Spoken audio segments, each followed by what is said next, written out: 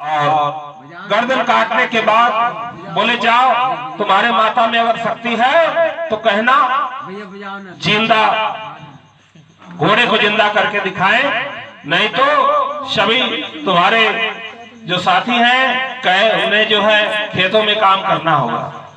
भक्त ध्यानो माँ भगवती के दरबार में पहुंचे और माँ से कहा, विनती की कि माँ आज तुम्हारे भक्त की लाज तुम्हारे हाथों में है। और 3, 4, 5 बार जब भक्त ध्यानो बोले, माँ की तरफ से कोई आवाज नहीं आई। भक्त ध्यानो ने कहा कि ऐसे जिंदगी जीने से क्या फायदा। उन्होंने अपना सर काट करके घोड़े अपना सर काट करके माँ के चरणों में चढ़ा दिया। माता प्रसन्न होती है और प्रसन्न होकर के बोली, बेटा उठो और जाओ, तुम्हारा घोड़ा भी जिंदा हो गया है और राजा अकबर तुम्हें छोड़ देंगे। उसी समय भक्त ध्यानो ने कहा कि माँ, जैसी आपने मेरी परीक्षा ली है वैसे किसी और भक्त की मत लेना, क्योंकि हर भक्त जो है सर काट करके आपको नहीं चढ़ा सकता। उसी समय माँ ने कहा कि जो भी भक्त मुझे नारियल का प्रसाद चढ़ाएगा, चुनरी चढ़ाएगा, रात्रि जागरण करेगा, उस भक्त की मैं सारी इच्छा मनोकामना पूर्ण कर दूंगी। और तभी से जो है ये नारियल का प्रसाद चढ़ता, आपने देखा होगा, इसमें बड़ा रहस्यमयी होता है ये। और भक्त ध्यानो उसी समय जो है माँ के दरबार से चल पड़ते हैं। राजा अकबर उन्हें छोड़ देते हैं, उनका घोड़ा भी जिंदा हो गया। लेकिन राजा अकबर के मन में चलने लगा कि ये आखिर कैसे हो गया, माँ इतनी चमत्कारी कैसे हो सकती हैं। और उन्होंने माँ की परीक्षा लेने के लिए जहां अखंड ज्योत जल रही थी माता की हिमाचल में, माँ ज्वाला देवी के दरबार में अखंड ज्योत जल रही थी, उस अखंड ज्योत में राजा अकबर ने नदी का पानी खुलवा दिया।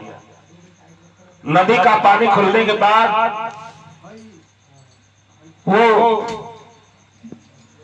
जब नदी का पानी मंदिर में पड़ा गया तो दिया और तेज जलने लगा, दीपक और तेज जलने लगा। यह देख करके राजा अकबर के सैनिक घबरा गए और माँ भगवत जो है राजा अकबर के दरबार में पहुंचे और जाके कहे, महाराज वहां तो उल्टा हो गया, वहां तो उल्टा हो गया, दिया जल रहा है और पानी पड़ते ही दिया और तेज जल रहा है। राजा अकबर ने सोचा, लगता है माता सचमुच बड़ी चमत्कारी है।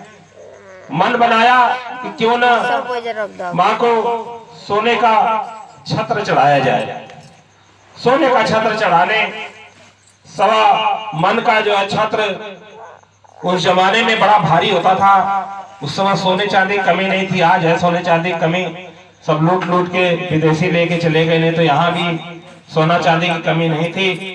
और 1.25 लाख सवा मन का छत्र जो है ले करके जब चले चढ़ाने के लिए माता को, तो मन में घमंड आ गया। मन में घमंड आ गया, किसी हिंदू ने इतना महंगा छत्र नहीं चढ़ाया होगा और मैं एक मुसलमान होकर के इतना महंगा छत्र चढ़ाने जा रहा हूं। और उसी समय मन में घमंड आता है और छत्र जो है किसी कारणवश मंदिर के बाहर उन्होंने रखा और वो छत्र जो है माँ ने स्वीकार नहीं किया। माँ ने उनके मन की बात पढ़ ली और उन्होंने छत्र स्वीकार नहीं किया। और आज भी आप इस समय प्रत्यक्ष में भी हिमाचल में जाएंगे तो उस समय इस समय भी वो छत्र जो है वहां मंदिर के बाहर गेट के बाहर पड़ा हुआ है ऐसे ही। और वो पूरी ताकत लगाने के बाद हाथियों से भी खिंचवाए थे, लेकिन जो है वो छत्र उठा नहीं, हिला नहीं।